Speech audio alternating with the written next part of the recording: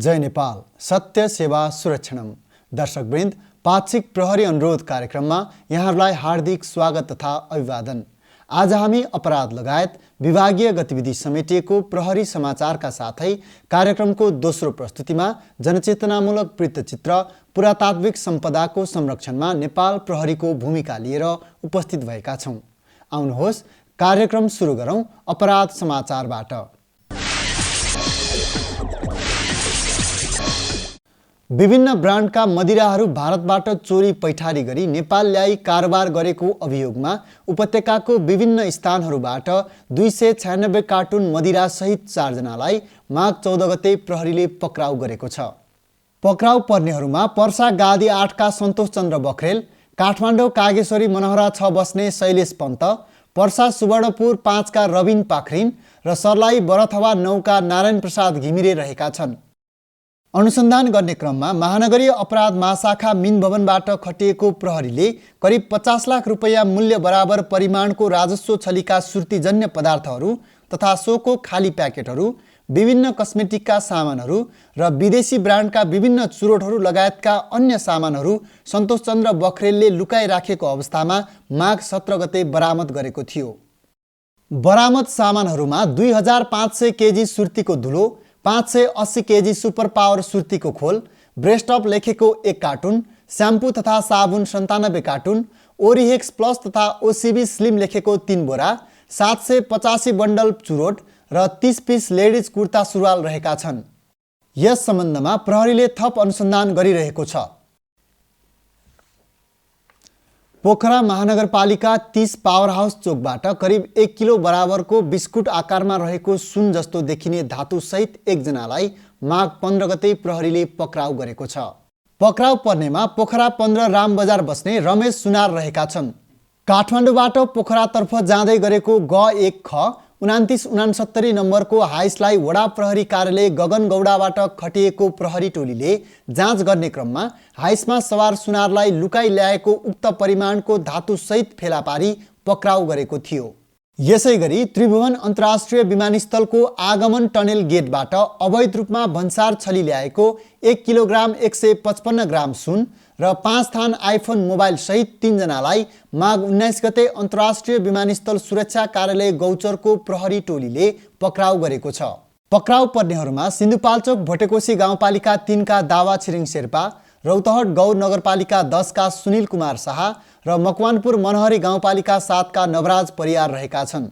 Air अरेबियाको उडानद्वारा शारजाहबाट आएका दावा छिरिङ शेर्पालाई मलद्वारभित्र लुकाएको 1 किलोग्राम 55 ग्राम तौल बराबरको 3 थान अर्धठोस सुन, हिमालयन एयरलाइन्सद्वारा दुबईबाट आएका सुनिल कुमार शाहलाई 50 ग्राम बराबरको 1 थान बेरुवा औँठी तथा 1 थान सिक्री र 4 थान आइफोन र दुबईबाटै सोही एयरलाइन्समा आएका नवराज परियारलाई 50 ग्राम बराबरको 2 थान बेरुवा औँठी र 1 थान आइफोन सहित फेला पारी प्रहरीले पक्राउ गरेको थियो।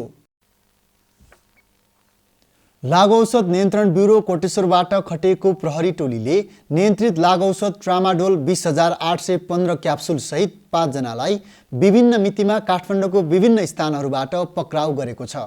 पक्राउ पर्नेहरूमा रामेछाप गोकुलगङ्गा गाउँपालिका 1 का सुनिल भन्ने निमा दोर्जे शेर्पा, बझाङ चैनपुर नगरपालिका 8 का उमेश कुमार केसी, काठमाडौँ चावल स्थित कल्याणकारी मेडिकल हलका सञ्चालक सङ्खुवासभा 5 खपन गाउँपालिका 7 का पेम्बा शेर्पा, नुवाकोट मेगङ गाउँपालिका 5 का रामराजा दोवाडी र लमजुङ मध्य नेपाल नगरपालिका 1 का बद्रीनाथ पौडेल रहेका छन्। उपत्यकामा नियन्त्रित लागु औषध ट्रामाडोलको अवैध कारोबार भइरहेको भन्ने सूचनाको आधारमा लागु औषध नियन्त्रण ब्युरो तथा औषधि व्यवस्था विभाग बिजुली बजारबाट खटिएको संयुक्त टोलीले उनीहरूलाई उक्त लागु औषध सहित फेला पारी पक्राउ गरेको थियो। अबको पालोमा विभागीय गतिविधि। प्रहरी महानिरीक्षक शैलेश थापा छेत्रीले जिल्ला प्रहरी कार्यालय कास्की परिसरमा नवनिर्मित 2वटा प्रहरी ब्यारेक, प्रहरी मेस र हिरासत गरी छुट्टाछुट्टै 4वटा सुविधायुक्त भवनको माघ 14 गते आयोजित एक कार्यक्रम बीच उद्घाटन गर्नुभएको छ।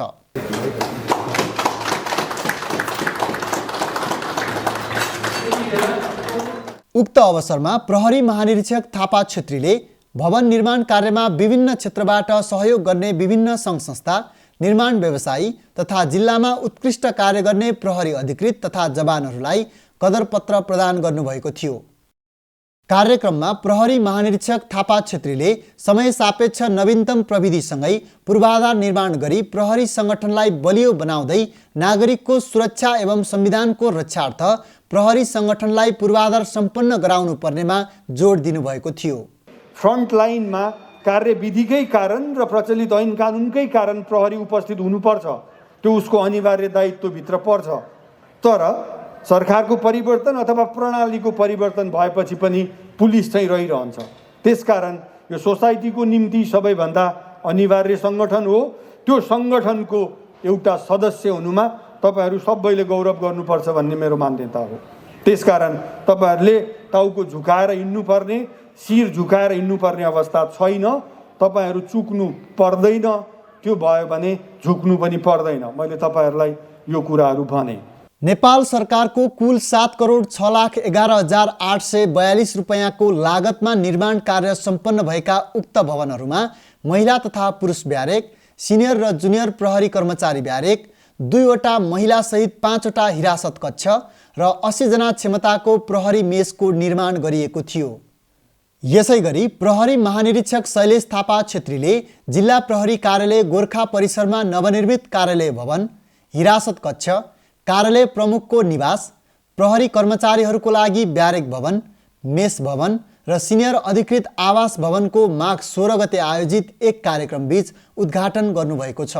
सो अवसरमा प्रहरी महानिरीक्षक थापा छेत्रीले 2012 सालमा नेपाल प्रहरीमा सेवा प्रवेश गरी 33 वर्ष सेवा पुरा गरी अवकाश प्राप्त पूर्व प्रहरी नायब निरीक्षक 86 वर्षीय नारायण भक्त अर्याललाई दोसल्ला ओडाई सम्मान गर्नुका साथै भवन निर्माण कार्यमा सहयोग गर्नुहुने जिल्ला समन्वय समितिको कार्यालय गोर्खा, गोर्खा नगरपालिकाको कार्यालय गोर्खा र रोयल कन्स्ट्रक्सन धनगढी कैलालीलाई कदरपत्र प्रदान गर्नुभएको थियो।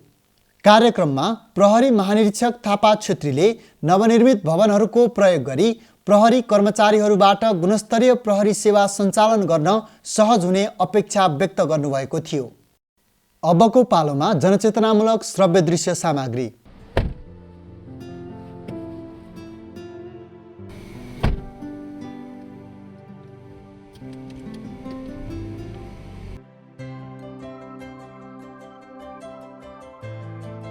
ल एकेट झन् तैँले पो सिट बेल्ट नबानी चलाइरहेछस् त।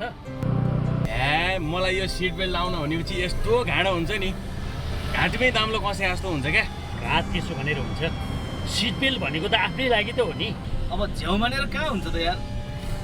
काल आयो भने सिट बेल्ट होइन जेल आयो नि गइन्छ। काल आएन भने यस्ता जाब सिट बेल्ट लिट बेल्ट नलाए पनि केही हुँदैन।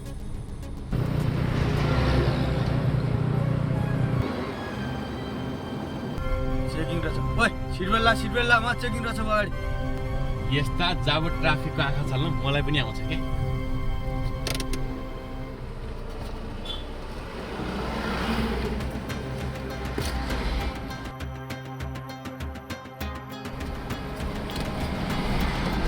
ल सिट बेल्ट जस्तो भएन, अगाडि ट्राफिक हाइवे चेकिङमा छ भने झ्याप्प भेस्ट लाउने सिट बेल्ट जस्तो भयो, नदेखेपछि खोलेर राखिदिने। कस्तो लाग्यो मेरो आइडिया?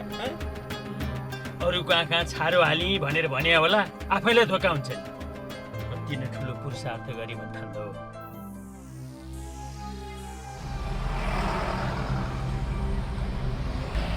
हजुरको लाइसेन्स बिल हेरौँ। छ सर। सर ठिक छ, सिट बेल्ट लाउनु भएको छ? लाग्छ सर। अलि राम्रोसँग लाउनु छ। ए हस् सर, लगाइरहेको छु। हे भगवान्, सद्बुद्धि दियो यो मूर्खलाई।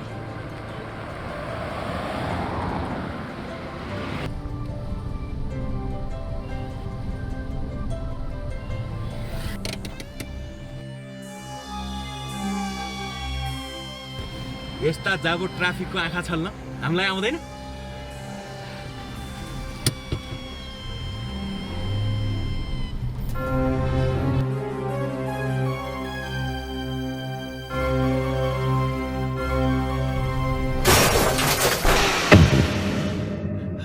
लौन मेरो बाबा, टाउको मुखै फुटेछ, लाउनु के गर्ने होला? अघि नै सिट बेल्ट लान बाबु भन्ने बेला मान्दिया भए यस्तो हालत हुन्थ्यो। याद राखौं, सिट बेल्ट ट्राफिक प्रहरीको लागि होइन, आफ्नै लागि हो।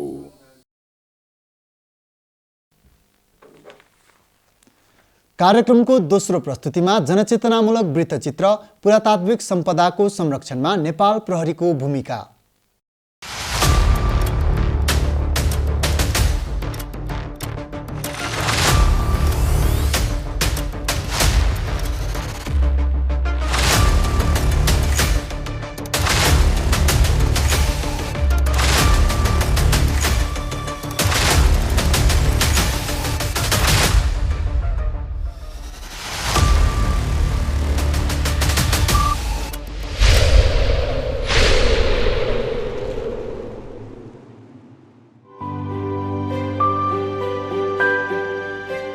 मानवले आफ्नो समाजको विकासको क्रममा समाज र संस्कृतिको पहिचान गराउने मानवद्वारा निर्मित भौतिक तथा अभौतिक वस्तुहरूलाई सांस्कृतिक सम्पदा भनिन्छ भने पुरातात्विक वस्तु तथा सम्पदाहरू भन्नाले ऐतिहासिक कालखण्डमा मानिसले निर्माण गरेका इतिहास बोध गराउने हस्तलिखित वंशावली, हस्तलिखित ग्रन्थ, शिलापत्र, ताम्रपत्र, मुद्रा, देवी देवताको मूर्ति, दरबार, मठ मन्दिर, चैत्य, पशु पक्षी लगायत नेपाल सरकारले समय समयमा नेपाल राजपत्रमा सूचना प्रकाशित गरी तोकिदिएको वस्तु समेत जनाउँछ।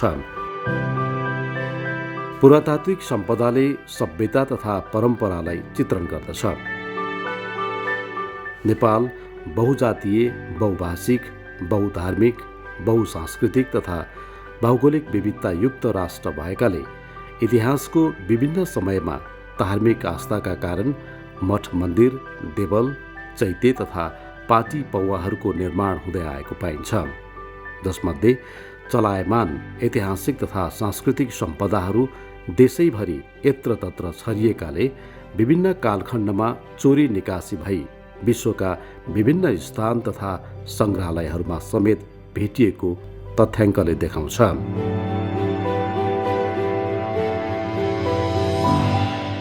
नेपाल मठ मन्दिरहरूको देशको रूपमा पनि परिचित छ। त्यसमाथि काठमाडौँ उपत्यका त मन्दिरै मन्दिरको सहर भनेर पनि चिनिन्छ। हामीसँग विश्व सम्पदामा सूचीकृत मोनुमेन्टहरू पनि काठमाडौँ भ्यालीमा छन्। पछिल्लो समयको भूकम्पले त्यस्ता मोनुमेन्टहरूमा केही समस्याहरू सिर्जना गर्यो। सङ्कटमा परेका मोनुमेन्टहरूलाई संरक्षण गर्नका लागि विशेष गरेर पुनर्निर्माण प्राधिकरण, नेपालको डोनर एजेन्सीहरू र पुरातत्व विभागले पनि विभिन्न क्रियाकलापहरू अगाडि बढाए। भर्खरै पुनर्निर्माण प्राधिकरणको काम पुरा भएर बाँकी रहेका काम सम्पन्न गर्ने गरी पुरातत्व विभागमा त्यो ह्यान्डओभर भइसकेको छ। समाजमा अग्रस्थानमा रहेको व्यक्तिले नै आफ्नो घरमा सोखको रूपमा सजाएर राख्ने प्रचलनले गर्दा विक्रम सम्वत 1950 को दशकपछि नेपालमा कैयौँ ऐतिहासिक वस्तुहरू चोरी भई विश्वका विभिन्न मुलुकका घर तथा सङ्ग्रहालयसम्म पुगेको देखिन्छ।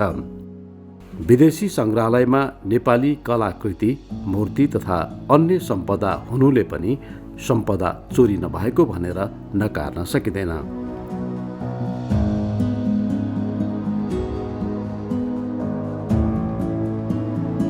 ऐतिहासिक सम्पदाको संरक्षण गर्ने निश्चित कानुन नहुँदा एयरपोर्ट तथा भन्सारमा आधुनिक चेक जाँच गर्ने प्रविधिको कमी हुँदा यस्ता सांस्कृतिक सम्पदाका वस्तुहरू सजिलैसँग नेपालबाट अन्य देशहरूमा विभिन्न माध्यम मार्फत पुग्ने गरेकोले ऐतिहासिक वा कलात्मक वस्तुहरूको संरक्षण समेत गरी शान्ति र व्यवस्था कायम राख्न वाञ्छनीय भएकोले प्राचीन स्मारक संरक्षण ऐन 2013 जारी गरिएको थियो, जसमा कुनै पनि पुरातात्विक वस्तुलाई नष्ट गरेमा, भत्काएमा, विरूप पारेमा, चोरी गरेमा वा अनधिकृत रूपमा हटाएमा वा परिवर्तन गरेमा वा कुनै किसिमले हानि नोक्सानी गरेमा त्यस्तो पुरातात्विक वस्तुको बिगो बमोजिमको रकम असुल उपर गरी 25,000 रुपियाँदेखि 1 लाख रुपियाँसम्म जरिवाना वा 5 वर्षदेखि 15 वर्षसम्म कैद वा दुवै सजाय हुने व्यवस्था गरिएको छ। हामीले पहिला धर्मको रक्षा गरौँ, धर्मको रक्षा गरे हाम्रो रक्षा हुन्छ, हाम्रो संस्कृतिको रक्षा गरौँ, हाम्रो परम्पराको रक्षा गरौँ, हाम्रा रीतिरिवाजको रक्षा गरौँ, हाम्रा मूर्तिहरूको रक्षा गरौँ, पुराना दरबारहरूको रक्षा गरौँ, कलाको रक्षा गरौँ। मेरो प्रार्थना यही छ र नेपाल प्रहरीले यसमा योगदान गरिआएको छ, अझ पनि सशक्त रूपले गरोस् र नेपाल सरकारले कडाभन्दा कडा कानुन बनाएर आफ्नो सांस्कृतिक सम्पदाको संरक्षणका लागि ठुलो भूमिका खेलोस्, मेरो यही अनुरोध छ। पुरातात्विक अनुसन्धान देशको सांस्कृतिक सम्पदाको संरक्षण, मर्मत सम्भार तथा राष्ट्रिय महत्त्वका पुरातात्विक सम्पदा सङ्ग्रहालय तथा अभिलेख व्यवस्थापन गर्न विक्रम सम्वत 2009 सालमा पुरातत्व विभागको स्थापना भएसँगै ऐतिहासिक, पुरातात्विक र सांस्कृतिक स्थलहरूको अन्वेषण, उत्खनन, संरक्षण, विश्व सम्पदा सूची स्थलहरू र सङ्ग्रहालयहरूको व्यवस्थापन तथा चल सांस्कृतिक सम्पदाको अवैध निकासी र आयातलाई नियन्त्रण र व्यवस्थापनको कार्य तीव्र रूपले अगाडि बढेको देखिन्छ। अमेरिका, बेलायत, फ्रान्स जस्ता देशहरूमा नेपालबाट चोरी भएर गएका त्यस्ता मूर्तिहरू थुप्रै छन् भन्ने जानकारी भएको छ र त्यसको लागि हामीहरूले अहिले एउटा कमिटी पनि गठन गरेका छौँ। कमिटी मार्फत हामीलाई जानकारी हुँदा बित्तिकै हामीले त्यसको चाहिँ यहाँ कहाँबाट हराएको हो, कहिले हराएको हो, कहाँ कहाँ त्यसको चाहिँ अब कहीँ रेकर्ड भेटिन्छ कि भन्ने हिसाबले अनुसन्धान गर्ने, खोज्ने अनि त्यसपछि एउटा प्रतिवेदन तयार पारेर हामीहरूले त्यो क्लेम गरेर पठाउने सुरु गरेका छौँ। त्यसमा चाहिँ हामीले मन्त्रालय मार्फत, परराष्ट्र मन्त्रालय मार्फत नै सरकारी च्यानलहरू मार्फत कामहरू गरिराखेका छौँ। त्यति मात्रै होइन, हामीले केही इन्टरपोलहरूमा पनि पत्रचार गरिराखेका छौँ। खास गरी नेपाल प्रहरी मार्फत थुप्रै चाहिँ अब चाहिँ चोरीका केसहरू हामीले पठाइराखेका छौँ। सांस्कृतिक सम्पदाको अवैध आयात, निकासी र स्वामित्व हस्तान्तरणलाई निषेध गर्ने र रोकथाम गर्ने सम्बन्धी 1970 महासन्धिको नेपाल पक्ष राष्ट्र भएकोले अनधिकृत रूपमा नेपाल बाहिर गएका सांस्कृतिक चल सम्पदाहरू नेपाल फिर्ता ल्याउने प्रक्रिया निरन्तर अगाडि बढिरहेको यस अवस्थामा हालसम्म जम्मा 76 थान सांस्कृतिक चल सम्पदाहरू विभिन्न राष्ट्रिय, अन्तर्राष्ट्रिय व्यक्ति तथा सङ्घ संस्थाको प्रयासबाट फिर्ता भइसकेका छन्।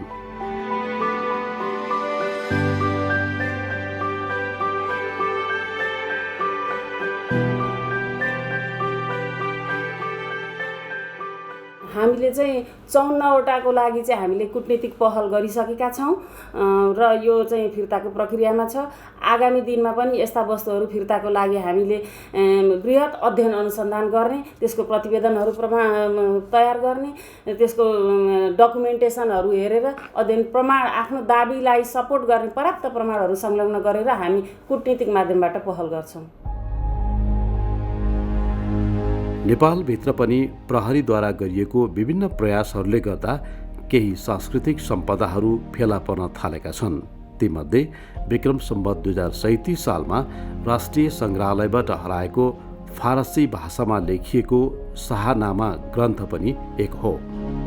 प्रहरीको प्रयासबाट देशका विभिन्न स्थानबाट चोरी भएका तथा भूकम्प लगायत अन्य प्राकृतिक विपत्तिको समयमा हराएका मूर्तिहरू पत्ता लगाई पुनः स्थापना गर्ने काम पनि भइरहेको छ। साथै इन्टरपोलको माध्यमबाट अन्य देशहरूमा पुगेका कलाकृतिहरूलाई स्वदेश फर्काउनको निमित्त पुरातत्व विभागको समन्वयमा अन्य इन्टरपोल सदस्य राष्ट्रहरूलाई पत्राचार गर्ने काम पनि भइरहेको छ। यो कार्यक्रम निर्माण गर्दासम्म नेपाल प्रहरीको तथ्याङ्क अनुसार 578वटा पुरातात्विक सम्पदाहरू चोरी भएकोमा विभिन्न मितिहरूमा 478वटा फेला परिसकेका छन्।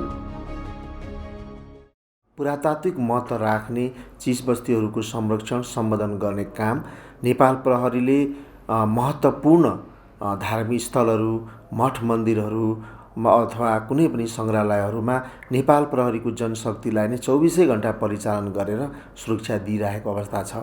प्राचीन स्मारक ऐन अन्तर्गत संरक्षण गर्नुपर्ने वस्तुहरू यदि चोरी भयो अथवा हरायो भनेदेखि त्यसलाई पनि नेपाल प्रहरीले पुरातत्व विभागसँग समन्वय गरेर अनुसन्धान गर्ने कामहरू चाहिँ गरिरहेको अवस्था छ। यदि कुनै पुरातत्व महत्त्व राख्ने चिजवस्तुहरू चोरी भयो अथवा नेपालबाट बाह्य देशहरूमा समेत चोरेर यदि लगिएको रहेछ भनेदेखि पनि इन्टरपोलको माध्यमद्वारा अथवा समन्वय गरेर त्यस्ता चोरी भएका सम्पदाहरूलाई चाहिँ नेपालमा ल्याउने र सम्बन्धित ठाउँमा दाखिला गर्ने, संरक्षण गर्ने काम पनि नेपाल प्रहरीले गर्दै रहेको अवस्था छ।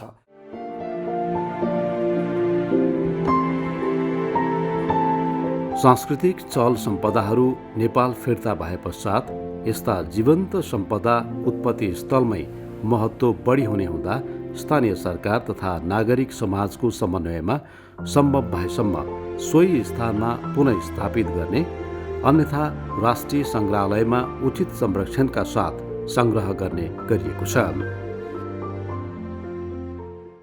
लक्ष्मीनारायणको जुन मूर्ति छ त्यो मूर्ति चाहिँ 1984 वडा नम्बर 16 पटको टोलबाट चोरी भएर त्यो मूर्ति चाहिँ अमेरिकाको टेक्ससको एउटा म्युजियममा चाहिँ प्रदर्शनमा राख्न पुगेको रहेछ र त्यो कुरा चाहिँ थाहा पाइसकेपछि त्यसलाई फिर्ता ल्याउनको निमित्त नेपाल प्रहरीको तर्फबाट धेरै राम्रो सहयोग हामीले प्राप्त गऱ्यौँ र अमेरिकन एम्बेसी काठमाडौँमा रहेको अमेरिकन एम्बेसीको तर्फबाट पनि त्यसमा अति राम्रो सहयोग प्राप्त भयो र पर्यटन मन्त्रालयको तर्फबाट पनि त्यसमा अति राम्रो सहयोग प्राप्त भयो। अर्थात् यो चाहिँ एउटा मिसन काम, मतलब एक किसिमको चाहिँ टिम वर्क हो। यो टिम वर्कले चाहिँ निकै राम्रो काम हुन गयो। देशमा शान्ति सुरक्षा, अपराध अनुसन्धान तथा विपद व्यवस्थापनका साथसाथै नेपाल प्रहरीले सांस्कृतिक तथा धार्मिक मठ मन्दिरहरूको समेत सुरक्षा गर्दै आइरहेको छ। नेपाल प्रहरीले संवेदनशील मठ मन्दिरमा 24 घण्टा ड्युटी गर्ने, अन्य स्थानका सम्पदाहरूको सुरक्षाको निमित्त पालो पहरा तथा रातको समयमा एम्बुस थापी शङ्कास्पद व्यक्तिलाई नियन्त्रणमा लिई सोधपुछ समेत गर्दै आइरहेको छ। विश्व सम्पदा सूचीमै रहेको यो पाटन दरबार स्क्वायर मङ्गल बजार भन्छ र मङ्गल बजार सँगसँगै कृष्ण मन्दिर भनेर पनि चिनिने ठाउँ हो र टुरिस्ट एरिया पनि भएको भएर म्युजियमसँगै जोडिएको छ। यसमा चाहिँ चोरी डकैती नहोस् भनेर हाम्रो म्युजियमभित्र लगायत यो बाहिरको सबै ठाउँमा 24 घण्टा ड्युटी भइरहन्छ र यो विश्व सम्पदा सूचीमा रहेको र सार्वजनिक सम्पत्तिको सुरक्षा गर्नु हाम्रो नेपाल प्रहरीको कर्तव्य भएको भएर यसमा सुरक्षा गर्न पाउँदा, ड्युटी गर्न पाउँदा एकदमै आफूलाई चाहिँ गर्व नै ठान्छु। समाजमा सङ्कीर्ण तथा छोटो समयमा धेरै पैसा आर्जन गर्ने लोभ भएका व्यक्तिहरूको प्रयोग गरी मूल्यवान मूर्तिहरूको चोरी हुने कारणले गर्दा यसलाई अझै पनि शून्यमा ल्याउन सकिएको छैन। नेपाल प्रहरी तथा पुरातत्व विभागको मात्र प्रयासले चोरी निकासीलाई कम गर्न नसकिने हुँदा परराष्ट्र मन्त्रालय, भन्सार विभाग, अदालतहरू र सम्पदालाई अपनत्व गर्ने सचेत नागरिक तथा स्थानीय सरकारको पनि भूमिका महत्त्वपूर्ण रहन्छ।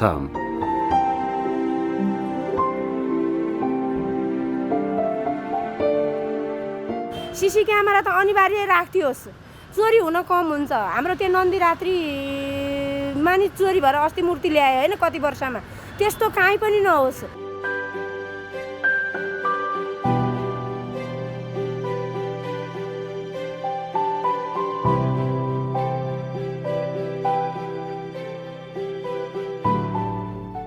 पुरातात्विक सम्पदा हाम्रा महत्त्वपूर्ण सम्पत्तिहरू हुन्।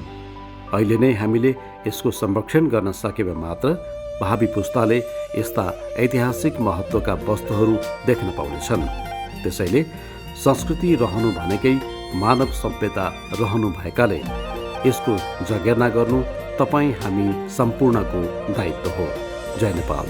नेपाली जन जनको मन मनमा नेपाल प्रहरी, नेपाल आमाको सच्चा पहरेदार नेपाल प्रहरी।